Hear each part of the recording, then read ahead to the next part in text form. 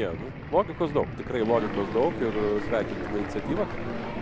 Anksčiau paprastai būdavo trejos rungtynės rudenį, trejos pavasarį.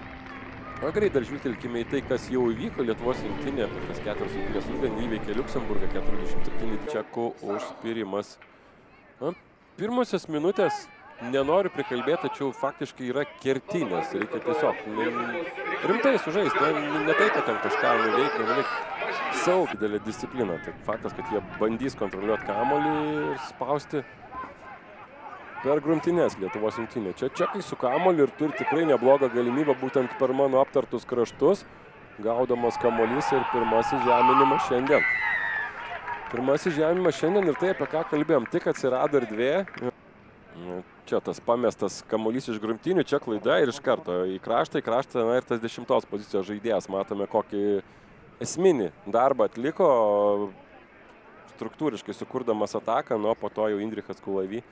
Jis visą laiką faktiškai tokia pilkoje nematomoje zonoje, čia perdavimas toliau į kraštą ir dar vienas čekų žeminimas.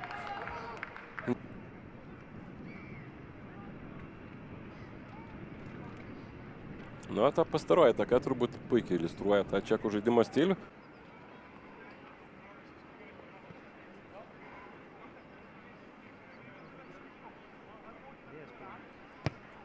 Labai stiprių smūgių pasižymi Arnas Prielaidas ir ne tik stiprių, tačiau ir tikslių. Jau žaidė, iš kitos pusės dažnokai klydo, kalbu apie žaidimą į priekį, ypač man jisai išsiskyrė. Tad tam tikras rezervas, kalbant apie Čekijos rinktinį, yra būtent išvengti tų klaidų. Čia labai rizikingai žaidžia Lietuvos rinktinė, kamuolys spaudžiamas skaitinėme plote. Jeigu jisai buvo, tai faktas, kad gražini žaidimą ten. Teisėjo vėliavėlė nekilo. Logiškai mąstant, tokia skaudi kėlinio pradžia. Tačiau... štai taip, padrikai čekai, tačiau vis tik tai pradeda savoją ataką.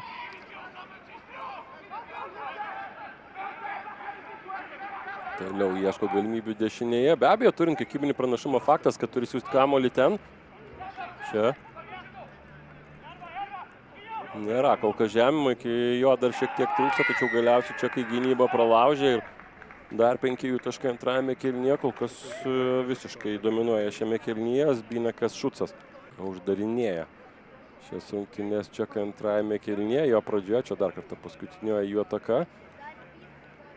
Geras, tas buvo be abejo sprendimas pasiūsti kamuolį į dešinę, kur erdviau ir ten jau greitai viskas sprendžias. Ir čia ir teisėjas, kiek padeda besiginančiai Lietuvos rinktiniai. Čia prakirtimas per aikštės vidurį, ten ilgai blaškosi vienas iš čekų, tačiau daug metrų laimi. Ir dar vienas čekų žeminimas. Šį kartą situacija, realizacija ideali. Jeigu ir iš čia neprasispirs čekai, tai tada nežinau, ką būtų galima kalbėti apie jų spardymą. Į vieną pusę, į kitą, į trečią, ketvirtą ir daug metrų laimėjo, po to tiesiog. Manomas toks scenarijus. Turbūt būtų labai nustebę. Iš esmės jie laimės trečią vietą, manau, kad tai baigsis tuom. Čia dar vienas jų prakirtimas ir dar 5 lengvi taškai.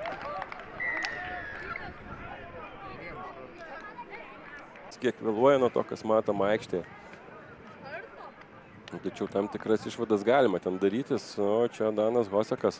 Erdvės, tačiau labai gerai kyla Lietuvos rinktinės gynybos linija, gan tanki ir ją prakirsti šį kartą atrodė, kad bus sudėtinga, tačiau vėl prakirta jie čekai ir panašu, kad jų ir motyvacijos šiek tiek trūkumas trukdo Lietuvos rinktiniai, o čekai ir toliau renka savo žeminimus.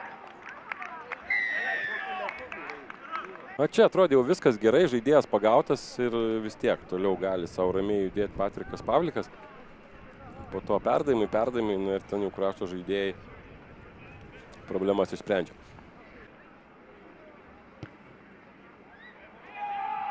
Tikslus Martyneko smūgis ir su šiuo smūgiu šios rinktinės ir baigės. Galim konstatuoti faktą, kad Lietuvos rinktinė uždaro šį ciklą Trophy divizione. Palieka nemažai atvirų klausimų, kurie susiję su Liuksemburgo rungtynėmis su Švedija ir Lenkija. Stebėsime tas rungtynės, tikėsimės, kad Liuksemburgas ant taškų neiškovos. Tokiu atveju finišuojame grupėje čempionate 5. Jeigu Liuksemburgas aplenkia, nesinorėtų apie tai ir pagalvoti. Čekai savo ruoštų užsitikrina minimum 3. vietą, ką jie ir buvo jau užtikrinę prieš šias rungtynes. Daro viską, ką galėjo padaryti iš savo pusės ir dabar tiesiog laukia kitų rezultatų, tačiau vargu ar tie rezultatai, mano nuomonė, vargu ar jie darys įtaką galutiniai lenteliai. Vytautas Kalinauskas, dėkoju Jums už dėmesį, linki gero likusio vakaro. Iki.